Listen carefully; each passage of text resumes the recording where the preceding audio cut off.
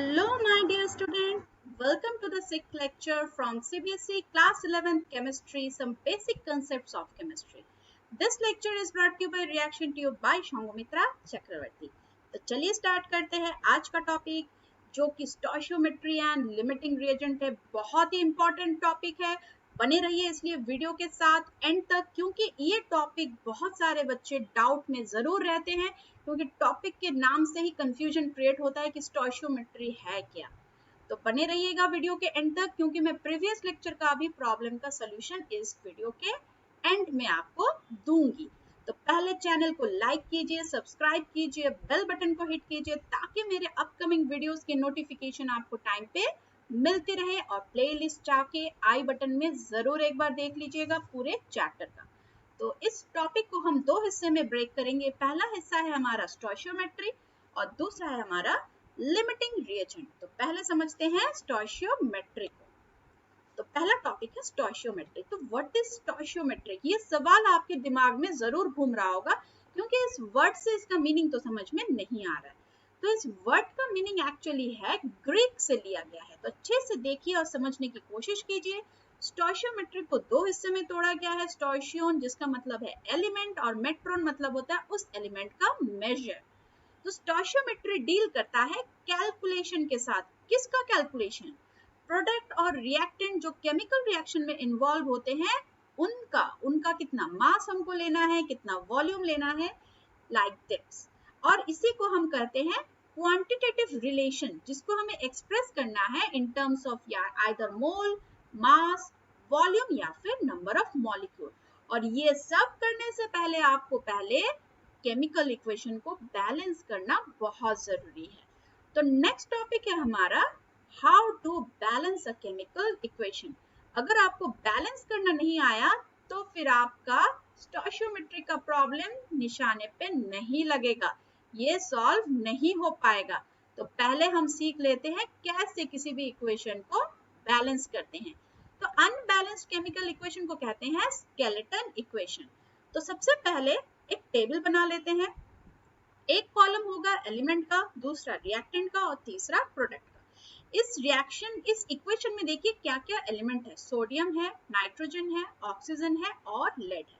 सबको मैंने लिख दिया है। अब रिएक्टेंट साइड में देखते हैं सोडियम कितना है 1, प्रोडक्ट साइड में कितना है 2।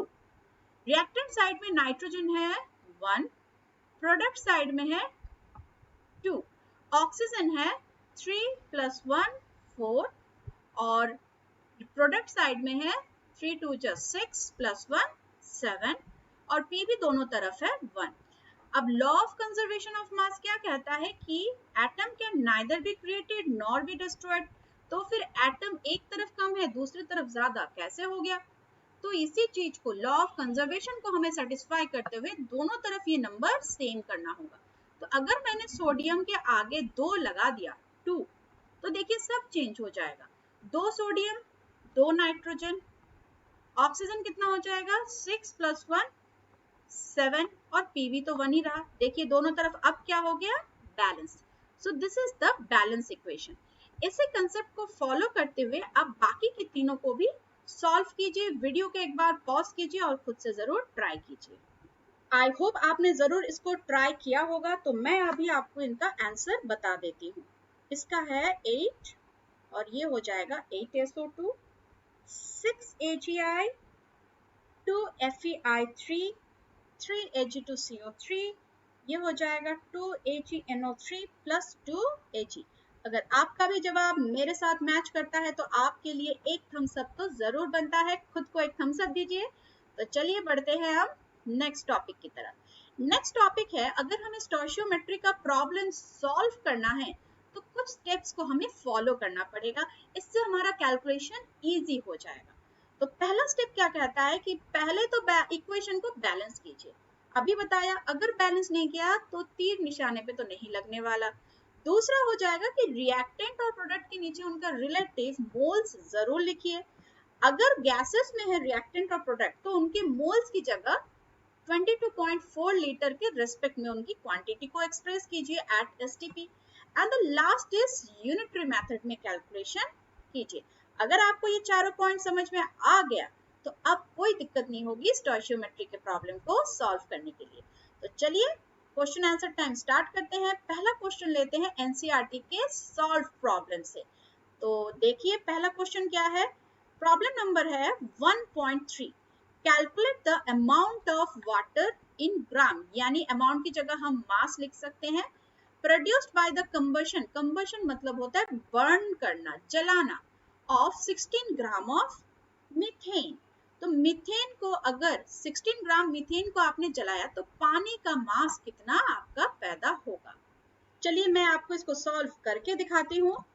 तो पहला है हमारा, पहला स्टेप क्या था, बैलेंस करना इक्वेशन को। तो पहले तो हम मीथेन लिखते हैं। मीथेन का फॉर्मूला होता है CH4। कंबशन, बर्निंग, बर्निंग कब होती है, इन प्रेजेंस ऑफ ऑक्सीजन। और मीथेन को बर्न करने पे क्या क्या पैदा होता है, कार्बन डाइऑक्साइड प्लस पानी, दैट इज वाटर। तो first step is to balance the equation. तो बैलेंस करने पे क्या मिलेगा, यहाँ पे 2 और यहाँ पे 2। नेक्स्ट स्टेप क्या था, इनके रिलेटिव मोल्स इनके नीचे लिखिए। जिसके आगे कुछ नहीं लिखा हुआ है मतलब वो कितने मोल्स है, 1 मोल। तो ये हो गया मेरा 1 mole, this is 2 mole, this is again 1 mole and this is 2 mole. क्योंकि हमें मास पूछा है तो मोल्स के रेस्पेक्ट में मास भी निकाल लेते हैं। 1 मोल मीथेन का मास कितना होता है, कार्बन का होगा 12 ग्राम, हाइड्रोजन का होता है 1 ग्राम। तो हाइड्रोजन कितने हैं, 4, तो 14 प्लस 12 16 ग्राम। कार्बन, ऑक्सीजन क्या है, 2 मोल है, और 2 मोल 2 मॉलिक्यूल के, एक मॉलिक्यूल में 2 ऑक्सीजन है। तो ऑक्सीजन का एक का मास होता है 16 ग्राम, तो O2 का मास हो गया 32 ग्राम, और 2O2 का मास हो गया 64 ग्राम। तो ये हो गया 64 ग्राम, ये तो है 44 ग्राम। और 1 मोल पानी का वेट कितना होता है, ऑक्सीजन का हो गया 16 और हाइड्रोजन का हो गया 1। तो हाइड्रोजन कितने हैं, 2, 16 प्लस 2 18, और 2 मॉलिक्यूल है तो 18 इंटू 2 36 ग्राम। तो हमसे तो यही पूछा है कि अगर हमने मीथेन लिया है 16 ग्राम, यानी कि मीथेन के रेस्पेक्ट में हमारा कितना पानी पैदा हो रहा है। तो बैलेंस्ड इक्वेशन में हम क्या कह सकते हैं, 16 ग्राम या फिर 1 मोल मीथेन हमको देगा 36 gram of water. I hope it is clear. ये स्टोइचियोमेट्री का प्रॉब्लम कैसे हुआ, क्योंकि पहले हमें बैलेंस करना पड़ा, फिर उसकी क्वांटिटी को हमने कैलकुलेट किया। अब आते हैं नेक्स्ट प्रॉब्लम में, वो भी आपका एनसीईआरटी सॉल्व प्रॉब्लम में ही है। हाउ मेनी मोल्स, यहाँ पे मोल्स पूछा है, ऑफ मीथेन, मीथेन का formula CH4, are required to produce 22 gram of carbon dioxide. यानी यहाँ पे मास के रेस्पेक्ट में क्वेश्चन है आफ्टर कंबशन। तो चलिए इसको भी सॉल्व करते हैं। एक बार वीडियो को पॉज करके खुद से जरूर ट्राई कर लीजिएगा। तो चलिए मैं भी आपको सॉल्व करके दिखाती हूँ। तो पहला स्टेप मैंने आपको क्या कहा, बैलेंस्ड इक्वेशन। तो methane plus oxygen will give us carbon dioxide and a molecule of water. So let plus first balance this. तो बैलेंस करने पे इसका आएगा 2 और इसका भी आएगा 2। तो नीचे इनके लिख देते हैं रिलेटिव मोल्स। ये हो जाएगा 2 मोल, ये हो जाएगा 1 मोल, और ये हो जाएगा अगेन 2 मोल। फिर इनके एसोसिएटेड मास, ये हो जाएगा 16 ग्राम, 64 ग्राम, 44 ग्राम एंड 36 ग्राम। हमसे क्या पूछा कि अगर 22 ग्राम हमने CO2 लिया, CO2 अगर जनरेट हो रहा है, 22 ग्राम CO2 जनरेट हो रहा है, तो हमने मीथेन का कितना क्वांटिटी लिया। तो इसको हम इस रेस्पेक्ट में सोचते हैं, मीथेन के रेस्पेक्ट में हमें CO2 कैलकुलेट करना है, ठीक है। तो CO2 का अगर हमने 44 ग्राम मिल रहा है, 44 ग्राम अगर हमें CO2 का मिल रहा है, यानी कि हमने मीथेन कितना बर्न किया, 16 ग्राम ऑफ मीथेन को हमने बर्न किया, तब जाके 44 ग्राम ऑफ CO2 मिल रहा है। तो 1 ग्राम ऑफ CO2 कब मिलेगा, जब हम 16/44 ग्राम ऑफ मीथेन को बर्न करेंगे। और 22 ग्राम ऑफ CO2 कब मिलेगा, जब 16/44 इंटू 22 ग्राम ऑफ मीथेन हम लेंगे, यानी कि 8 ग्राम। अब इसको हमको पूछा है कि आप इसको मोल्स में एक्सप्रेस कीजिए, तो मोल्स में कैसे एक्सप्रेस करेंगे? तो देखिए इस तरफ मैं लिखती हूँ कि 16 ग्राम ऑफ मीथेन मतलब क्या होता है, कितने मोल्स होते हैं? 1 मोल, एम आई राइट? तो 1 ग्राम मतलब मीथेन का कितना मोल होगा? 1/16 मोल। और यहाँ कितना ग्राम है? 8 ग्राम। 8 ग्राम ऑफ मीथेन मतलब 1/16 इंटू 8 मोल, यानी कि 0.5 मोल। अंडरस्टूड? देखिए मैंने यूनिटरी मेथड का ही यूज किया है। तो ये हो गया हमारा सॉल्व। तो ये हो गए हमारे एनसीईआरटी सॉल्व प्रॉब्लम्स क्लियर। अब आते हैं हमारे नेक्स्ट टॉपिक में, जो कि है स्टोइचियोमेट्रिक लिमिटिंग रिएजेंट। भाई अब ये क्या होता है? स्टोइचियोमेट्रिक जो होता है, स्टोइचियोमेट्री तो समझ लिया, वो बैलेंसिंग पे डिपेंड करता है, but what is this? Stoichiometric reagent को अच्छे से समझिए। जब भी कोई केमिकल रिएक्शन होता है, जो प्रोडक्ट बनता है, अमाउंट ऑफ जो प्रोडक्ट बनता है, ये डिपेंड करता है कि रिएक्टेंट कौन सा रिएक्टेंट, अब रिएक्टेंट जो एक से ज्यादा हो सकते हैं, कौन सा रिएक्टेंट कंप्लीट केमिकल जो कंबशन होता है, कंप्लीट केमिकल कन्वर्शन में पार्टिसिपेट कर रहा है, उसी को हम कहेंगे लिमिटिंग रिएजेंट। और दूसरा जो बच जाता है वो होता है एक्सेस। फॉर एग्जाम्पल, अगर आपको नींबू पानी बनाना है, घर में आपके 4 चम्मच चीनी है, 1 नींबू है और 1 लीटर पानी है, तो इससे आप कितना बना पाओगे? 4 चम्मच, यानी मान लीजिए अगर कोई कम मीठा किसी को पसंद है तो 1 चम्मच 1 ग्लास में, इस हिसाब से 4 ग्लास आपका शरबत बन सकता है। लेकिन 1 लीटर अगर आप पानी लेते हो तो उसमें भी 4 ग्लास आ जाएगा। लेकिन नींबू आपके पास एक ही है, 1 नींबू से 4 ग्लास शरबत तो बन ही नहीं पाएगा। तो मैक्सिमम कितने शरबत बनेंगे? 2 ही शरबत बनेंगे। तो यहाँ पे पहले कौन खत्म हो रहा है इस पूरे प्रोसेस में? लेमन। तो जो पहले खत्म हो जाता है उसको बोलेंगे लिमिटिंग रिएजेंट, और जो बच जाता है, जिसका और फर्दर केमिकल रिएक्शन में पार्टिसिपेशन नहीं हो पाता है, वो कहलाता है एक्सेस, वो लेफ्ट आउट होता है। तो ये हो गया हमारा स्टोइचियोमेट्रिक लिमिटिंग रिएजेंट। अगेन अब हम इसी पे बेस एनसीईआरटी एक्सरसाइज का प्रॉब्लम करते हैं। तो चलिए क्वेश्चन आंसर टाइम स्टार्ट करते हैं, सवाल जवाब।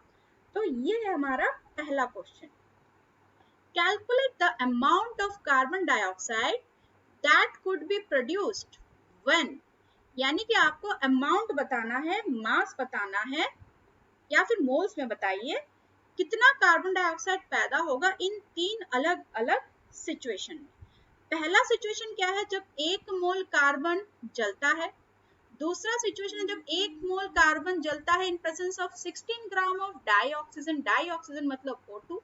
और दूसरा है 2 मोल ऑफ कार्बन जब जलता है 16 ग्राम डाइऑक्सीजन के प्रेजेंस में। तो चलिए इसको सॉल्व करते हैं। तो पहले तो लिखते हैं एक बैलेंस्ड इक्वेशन, क्योंकि ये तो पहला रूल है, carbon plus O2 give rise to CO2।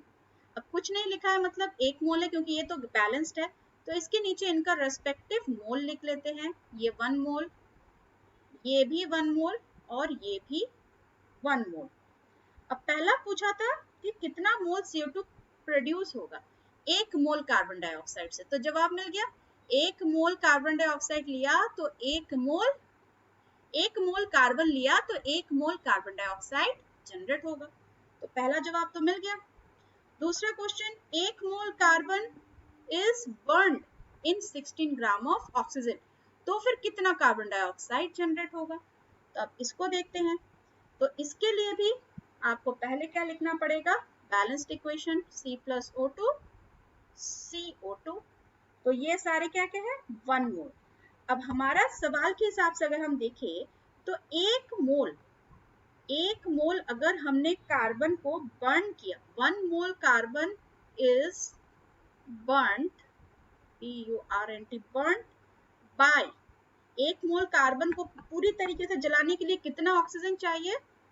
32 gram of O2। 1 mole of O2 मतलब क्या है? 32 ग्राम। 32, चलिए इसको थोड़ा इरेज कर देती हूँ, 32 ग्राम। ये कितना है 1 मोल, 1 मोल मीन्स 12 ग्राम, और ये भी 1 मोल है, इसका मतलब है 44 ग्राम। तो 12 ग्राम कार्बन या फिर 1 मोल कार्बन को कंप्लीटली बर्न करने के लिए कितना ऑक्सीजन चाहिए 32 ग्राम। तो फिर इसको हम ऐसे लिख सकते हैं, क्योंकि यूनिटरी मेथड से सॉल्व करने में ज्यादा आसानी होती है, तो 32 gram of O2 Burns carbon कितना 1 मोल। ओके, 1 मोल कार्बन को बर्न करता है 32 ग्राम। तो 1 ग्राम ऑफ ऑक्सीजन बर्न करेगा कितने मोल ऑफ कार्बन को 1/32। ओके, तो 1 मोल में कितने मास होते हैं 12 ग्राम। तो 1 ग्राम ऑफ ऑक्सीजन कितना कार्बन को जला पाएगा 12/32। ठीक है, 32 ग्राम। और हमसे पूछा है 16 ग्राम ऑफ, अगर हमने ऑक्सीजन लिया बर्न करने के लिए कार्बन को, तो कितना कार्बन बर्न होगा। तो सिंपल कैलकुलेशन 12/32 इंटू 16, तो यहाँ से हमें मिल जाएगा 6 ग्राम। अब इसको मोल में कन्वर्ट करते हैं, मोल में कन्वर्ट करेंगे तो कितना होगा 1 मोल कार्बन मतलब कितना ग्राम होता है 12 ग्राम। तो 6 ग्राम मतलब कितना होगा 0.5 मोल ऑफ कार्बन। ये हो गया आपका दूसरा वाला प्रॉब्लम सॉल्व। अब आते हैं लास्ट प्रॉब्लम में। 2 mole of carbon are burned in 16 gram of O2। अब देखते हैं इसको कैसे सॉल्व करेंगे। चलिए इसको भी पहले एक बार केमिकल इक्वेशन लिख लेते हैं। C+O2 will give us to CO2। तो यहाँ पे हमें क्या देखने को मिल रहा है 32 ग्राम ऑफ O2 बर्न करेगा कितना कार्बन को, इट विल बर्न 12 ग्राम और 1 मोल, जैसे कि हमने लास्ट प्रॉब्लम में देखा था। ठीक है, नेक्स्ट, तो फिर 12 ग्राम कार्बन, इसको हम घुमा के लिखते हैं 12 gram of carbon burn by 32 gram of oxygen, right. इसको हम घुमा के लिख रहे हैं क्योंकि यूनिटरी मेथड से करेंगे। तो 1 ग्राम of carbon burn by how much oxygen 32/12 gram of oxygen. और हमसे क्या दिया है 2 mole carbon, 2 mole carbon, 1 mole carbon मतलब क्या है 12 ग्राम, तो 2 मोल कार्बन कितना 24 ग्राम। तो 24 ग्राम कार्बन को जलाने के लिए कितना ऑक्सीजन चाहिए 32/12 इंटू 24, 12 टू जा 24, यानी कि हमें 64 ग्राम ऑफ ऑक्सीजन चाहिए। बट हमारे पास तो है ही 16 ग्राम। हमारे पास अवेलेबल कितना है, अवेलेबल ऑक्सीजन इज ओनली 16 ग्राम। तो 16 ग्राम ऑक्सीजन क्या कर पाएगा, पिछले प्रॉब्लम में देखा था 16 ग्राम ऑक्सीजन 0.5 मोल कार्बन को बर्न कर पाएगा कंप्लीटली, क्योंकि ऑक्सीजन कम है। तो यहाँ पे लिमिटिंग रिएजेंट कौन हो गया, पहले कौन खत्म हो रहा है ऑक्सीजन। तो ये हो गया हमारा प्रॉब्लम सॉल्व। तो चलिए अब चलते हैं नेक्स्ट एक्सरसाइज का प्रॉब्लम। ये भी आपका लिमिटिंग रिएजेंट पे है, तो देखते हैं इस प्रॉब्लम को कैसे सॉल्व करना है। वीडियो को पॉज करके एक बार से खुद से जरूर ट्राई कीजिएगा और फिर देखिए मेरे साथ आपका आंसर मैच हो रहा है या नहीं। तो चलिए अब देखते हैं इस प्रॉब्लम को सॉल्व कैसे किया जाता है। तो पहले तो हम देखेंगे इसका बैलेंस्ड इक्वेशन। बैलेंस्ड इक्वेशन क्या दिया हुआ है, a plus b2 give us ab2। ठीक है, ये हमारा एक बैलेंस्ड इक्वेशन है। अब इसको हम कैसे सॉल्व करेंगे, अप्रोच को समझिएगा। पहले हम देखते हैं हमें गिवन क्या क्या वैल्यू दिया हुआ है। गिवन दिया हुआ है कि फर्स्ट केस में ए के हमारे कितने एटम्स हैं 300 एटम्स हैं, राइट। और बी के कितने एटम्स दिए हुए हैं 200 एटम्स, ये हमें गिवन है। अब इसमें रिएक्शन होते वक्त हमें बताना है कौन सा लिमिटिंग है कौन सा एक्सेस है। तो ये हम कैसे बताएंगे, तो बताने के लिए पहले इनका देखते हैं, क्योंकि ये बैलेंस है, इनका स्टोइशियोमेट्री क्या है। स्टोइशियोमेट्री क्या कहता है एज पर बैलेंस, कि एक एटम ऑक्सीजन ए का रिएक्ट करेगा एक B2 के मॉलिक्यूल से, यानी कि 1:1 होना चाहिए, राइट। तो फिर अगर मैं इसको 1 के रेस्पेक्ट में बोलूं तो A का अगर 1 एटम है तो B का कितना 1 मॉलिक्यूल होना चाहिए। उसी तरीके से अगर A का हमने 100 लिया तो B का भी 100 लेना पड़ेगा। तो A का अगर 300 लिया जो कि गिवन में पूछ रहा है तो B का भी हमें क्या लेना पड़ेगा 300। बट हमारे पास अवेलेबल कितना है 200, यानी B क्या हो जाएगा पहले ही खत्म हो जाएगा। सो B is my limiting reagent. ये पूरा रिएक्शन पार्टिसिपेट ही नहीं कर पाएगा क्योंकि हमें तो चाहिए 300 पर है तो 200 ही। तो ये एक हो गया। अब देखिए दूसरा क्या बोल रहा है कि आपके पास A के 2 मोल है और B के 3 मोल है। तो इसको भी समझते हैं कैसे करेंगे। तो सोल्यूशन दूसरा वाला, तो पहले तो लिखिए balanced equation A plus B2 it's give rises to AB2। अब गिवन मेरा क्या है, दिया कितना हुआ है, कितना कितना क्वांटिटी पे हमसे सवाल पूछ रहा है। दिया हुआ है इसका 2 मोल और इसका दिया हुआ है 3 मोल, राइट। अब एज पर बैलेंस्ड इक्वेशन क्या होगा, ए का 1 मोल रिएक्ट करेगा बी के 1 मोल से, राइट। तो इसका मैं अगर लिखूं 1 मोल तो बी का भी कितना लिखूंगी 1 मोल, जिससे कि मेरा कंप्लीट रिएक्शन हो जाए, कुछ बच ना जाए, कुछ छूट ना जाए। और उसी तरीके से ए की जगह 2 लिखूं तो बी का भी कितना लिखना चाहिए 2। अब देखिए दिया हुआ है 3, जरूरत से ज्यादा है ये मेरे पास, ठीक है। तो ये मेरा क्या हो जाएगा excess, B will be my excess reagent, excess reagent। ये रिएक्शन में पूरा पूरा खत्म नहीं हो पाया तो लिमिटिंग क्या हो गया, पहले कौन खत्म हो गया A is my limiting reagent। तो चलिए अब ये भी सॉल्व हो गया। थर्ड क्वेश्चन देखते हैं। थर्ड क्वेश्चन में बोल रहा है कि हमारे पास 100 एटम्स है A के और B के है 100 मॉलिक्यूल्स। अब इसको भी देखते हैं।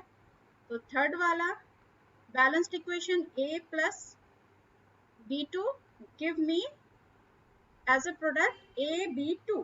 तो गिवन में मेरा क्या है, गिवन में क्या दिया है, इसका दिया हुआ है 100 एटम्स, राइट, और इसके दिए हुए हैं 100 मॉलिक्यूल्स।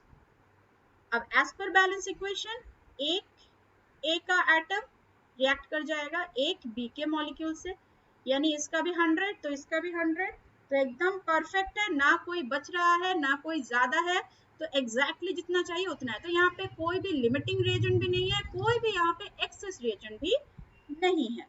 तो अब देखते हैं फोर्थ क्वेश्चन क्या बोल रहा है कि 5 मोल ऑफ ए और 2.5 मोल ऑफ बी ले रहे हैं। देखते हैं इसका क्या होगा। ये हो गया हमारा फोर्थ पॉइंट। फिर से balanced equation B2 gives me AB2 as a product। तो गिवन क्या दिया हुआ है, गिवन में दिया हुआ ये है मेरा 5 मोल और ये है मेरा 2.5 मोल। तो एज पर बैलेंस्ड इक्वेशन क्या कहता है कि भाई इसका A का मेरा अगर 1 मोल है तो ये रिएक्ट करेगा B के भी 1 मोल से, यानी इसका अगर 1 मोल हुआ तो फिर इसका भी 1 मोल होगा। इसका अगर 5 मोल हुआ तो फिर B का भी कितना चाहिए 5 मोल, पर है मेरे पास कितना ओनली 2.5, यानी ये तो पहले ही खत्म हो गया। जितना चाहिए उससे कम है तो वो पहले खत्म हो जाता है ना, तो ये खत्म हो गया। तो B मेरा क्या हो गया लिमिटिंग रिएजेंट और A मेरा क्या हो गया एक्सेस, बच गया, छूट गया, एक्सेस रिएजेंट। तो चलिए अब देखते हैं लास्ट वाला 2.5 मोल A का और 5 मोल B का। अब इसका देखते हैं कैसे सॉल्व होगा। इसके लिए भी पहले हमको लिखना पड़ेगा balanced equation A plus B2 which is giving product AB2। अब गिवन मेरा क्या है, गिवन में A कितना दिया हुआ है 2.5 मोल और B दिया हुआ है 5 मोल। इसमें भी एज पर बैलेंस्ड इक्वेशन 1 मोल A का रिएक्ट करेगा 1 मोल B से, ठीक है। तो इसका अगर मैंने A का 2.5 मोल लिया, या फिर चलिए इसको 1 से पहले करते हैं, इसका अगर मैंने 1 मोल लिया तो B के भी मुझे कितने लेने पड़ेंगे 1 मोल, और इसकी अगर मैंने 2.5 मोल्स लिए तो B के भी लेने पड़ेंगे 2.5 मोल। अब देखिए B तो मेरे पास है 5 मोल और मुझे चाहिए केवल आधा उसका 2.5 मोल, तो एक्सेस में कौन है B, तो फिर लिमिटिंग में कौन हो जाएगा A। A will be my limiting reagent and B will be my excess reagent. तो ये हो गया आपका प्रॉब्लम सॉल्व एनसीईआरटी एक्सरसाइज का। तो अब चलते हैं नेक्स्ट क्वेश्चन पे। नेक्स्ट क्वेश्चन ये है हमारा एनसीईआरटी सॉल्व प्रॉब्लम, बहुत इंपॉर्टेंट है, अच्छे से समझिएगा। देखिए पहला इसका क्वेश्चन को पहले पढ़ते हैं अच्छे से। 50 kg ऑफ N2, N2 मतलब नाइट्रोजन, आपको ग्राम यानी मास दे दिया है, 50 किलो आपको नाइट्रोजन दे दिया है, 10 kg आपको हाइड्रोजन दे दिया है, दोनों को मिलाया और हमको क्या मिल गया, अमोनिया गैस। ठीक है, अब आपको कैलकुलेट करना है कितना इसमें से अमोनिया बना और फिर आइडेंटिफाई कीजिए कौन सा लिमिटिंग रिएजेंट है इस पूरे प्रोडक्शन के प्रोसेस में। ठीक है, इस वीडियो को पॉज करके एक बार से खुद से जरूर ट्राई कीजिए। आई होप आपने एक बार इसे जरूर से ट्राई किया होगा। तो अब देखिए अब मैं इसे कैसे सॉल्व करती हूँ। तो पहला स्टेप तो आपको याद ही होगा कि आपको लिखना है balanced equation N2 plus H2 which give rises to NH3। ये एक्चुअली सिंबल है रिवर्सिबल इक्वेशन का, ये आप लास्ट आयनिक इक्विलिब्रियम चैप्टर में मैं आपको समझाऊंगी, अभी के लिए इसको जरूर से लिखिएगा। अब इसको हम बैलेंस करेंगे तो हम देखेंगे कि इसमें आएगा 3 और इसमें आएगा 2। तो पहला स्टेप कंप्लीट। दूसरा स्टेप है इनके रेस्पेक्टिव मोल्स बैलेंस्ड इक्वेशन के हिसाब से। 1 मोल, ये है मेरा 3 मोल और ये लास्ट वाला हो जाएगा मेरा 2 मोल। ओके, अब मोल के रेस्पेक्ट में मास को भी लिख लेते हैं। ये हो जाएगा मेरा N2 है तो 28 ग्राम, ये हो जाएगा मेरा 6 ग्राम और लास्ट ये हो जाएगा मेरा 34 ग्राम। ठीक है, ये NH3 है, अमोनिया का फॉर्मूला NH3, इसको मैं मिटा के लिख देती हूँ NH3। Okay fine. अब मेरा गिवन मास क्या है, नाइट्रोजन का गिवन मास ऑफ N2 कितना दिया हुआ है, 50 किलो 50 kg। अब इस मास के रेस्पेक्ट में इसके मोल्स निकालने पड़ेंगे।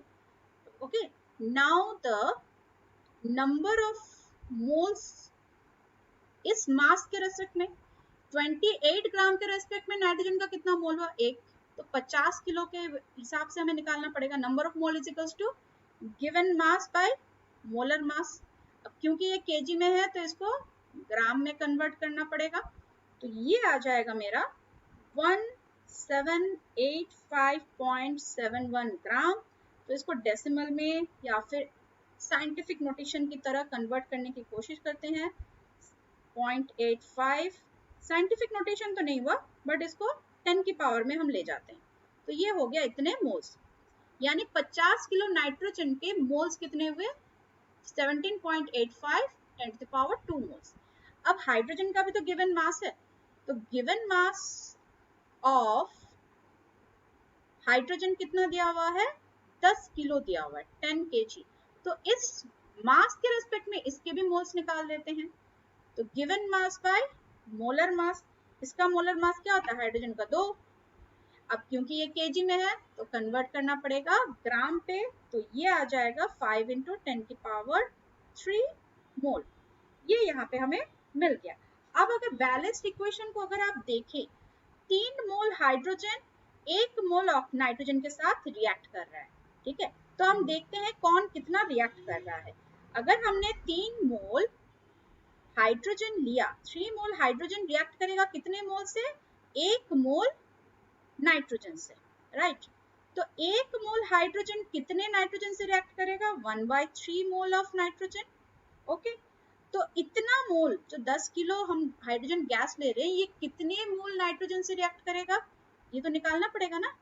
5 × 10 की पावर 3 मोल हाइड्रोजन जो हमको मिला इस 10 किलो हाइड्रोजन लेने से, तो इससे हम कितने नाइट्रोजन से रिएक्ट करवा सकते हैं। तो 1/3 × 5 × 10 की पावर 3 मोल ऑफ N2। यहाँ आ जाएगा आंसर 1.66 × 10 की पावर 3 मोल ऑफ N2। यानी कि 10 किलो हाइड्रोजन लिया तो नाइट्रोजन के इतने ही मोल से रिएक्ट करेंगे, बट हमारे पास नाइट्रोजन के कितने मोल्स है, भाई बहुत ज्यादा है, हमारा नाइट्रोजन तो बहुत ज्यादा है। तो पहले कौन खत्म होगा, हाइड्रोजन। तो हाइड्रोजन मेरा क्या हो गया, लिमिटिंग रिएजेंट। तो भाई हाइड्रोजन मेरा क्या हो गया, लिमिटिंग रिएजेंट। यहाँ से तो ये पक्का हो गया। अब हमें पता क्या करना है कि भाई इसमें जो हाइड्रोजन और नाइट्रोजन की रिएक्शन हो रही है, इसमें अमोनिया कितना पैदा हो रहा है। तो 3 मोल हाइड्रोजन से 2 मोल अमोनिया पैदा होता है, राइट। इसको मैं इस साइड बनाती हूँ। 3 मोल अगर हमने H2 लिया तो हमें कितना मोल N2 मिलेगा, 2 मोल N2। ये आपको बैलेंस्ड इक्वेशन में समझ में आ रहा है, 2 मोल हमें अमोनिया मिलेगा, ठीक है। अब देखते हैं अगर हमने हाइड्रोजन के 1 मोल लिया, हाइड्रोजन का अगर 1 मोल लिया तो फिर अमोनिया कितना बनेगा, 2/3 मोल ऑफ अमोनिया बनेगा। और हमारे पास हाइड्रोजन क्या है, कितना है हमारे पास, 5 × 10⁻³ मोल। तो इससे कितना अमोनिया बनेगा, 2/3 × 5 × 10⁻³ मोल ऑफ अमोनिया, इतना बनेगा। तो इसको कैलकुलेट करके हम देखेंगे कितना आता है। It is 3.3 × 10⁻³ mole of ammonia. अब आपको मोल्स मिल गए तो इसको मास में भी कन्वर्ट कर सकते हैं, राइट। रिलेशन क्या था मोल के साथ मास का, mole is equals to given mass, right, given mass by molar mass. तो यहाँ पे आपको मोल्स दिया हुआ है, गिवन मास निकालना है। मोलर मास अमोनिया कितना होता है, कितना होता है 17, 14 + 3। तो यहाँ से आप इसका गिवन मास निकाल लीजिएगा। तो केजी में आएगा, क्योंकि नाइट्रोजन और हाइड्रोजन केजी में लिया है, तो इसका आएगा answer 56 kg। I hope it is clear, काफी इंपॉर्टेंट प्रॉब्लम है ये, ओके। ये हमारा हो गया सॉल्व। अब लास्ट लेक्चर में मैंने आपको होमवर्क दिया था, उस होमवर्क को मैं आपको यहाँ पे सॉल्व करवा, अपने आंसर के साथ मेरा आंसर जरूर एक बार मैच कर लीजिएगा। तो पहला क्वेश्चन था calculate the percentage composition of calcium nitrate. Calcium nitrate हमारे पास है, तो इसको पहले हम सॉल्व करते हैं। कैल्शियम नाइट्रेट का फॉर्मूला क्या है, CaNO3 होल ट्वाइस। अब देखिए इस प्रॉब्लम के साथ आपका लास्ट लेक्चर का रिवीजन भी हो जाएगा। तो यहाँ पे ये रहा हमारा कैल्शियम नाइट्रेट का फॉर्मूला। तो इसका निकाल लेते हैं मॉलिक्यूलर मास।